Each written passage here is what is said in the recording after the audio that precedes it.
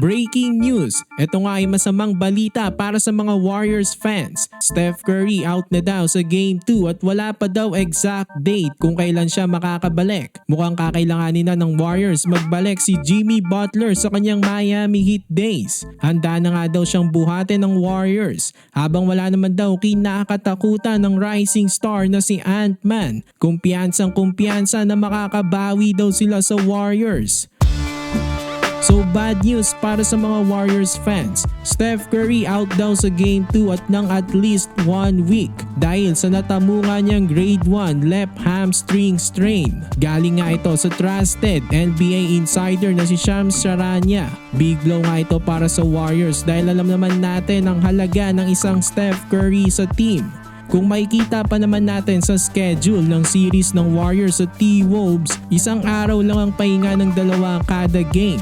So dahil 1 week nga daw mawawala si Steph, posibleng at least 3 games ang mamintis niya sa series from Game 2 hanggang Game 4. Wala rin kasiguraduhan na makakabalik pa siya sa Game 5 dahil nakadepende pa rin daw yon kung anong magiging respond ni Steph sa kanyang rehab. So dahil nga mawawala si Steph ng at least 1 week, mukhang aasa ang Warriors sa isa pa nilang superstar na si Jimmy Butler. Handa na nga daw si Butler pangunahan ng kanyang team.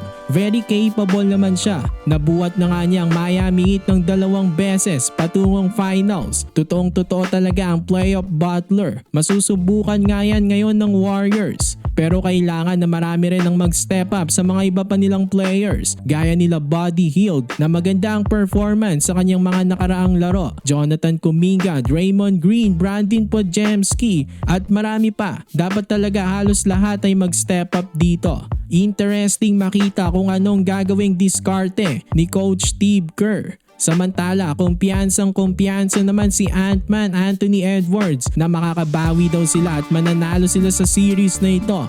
Wala nga daw siyang pake kung sinong naglalaro sa Warriors. Parati nga lang daw siyang handa kahit sino pa ang kanyang kalaban.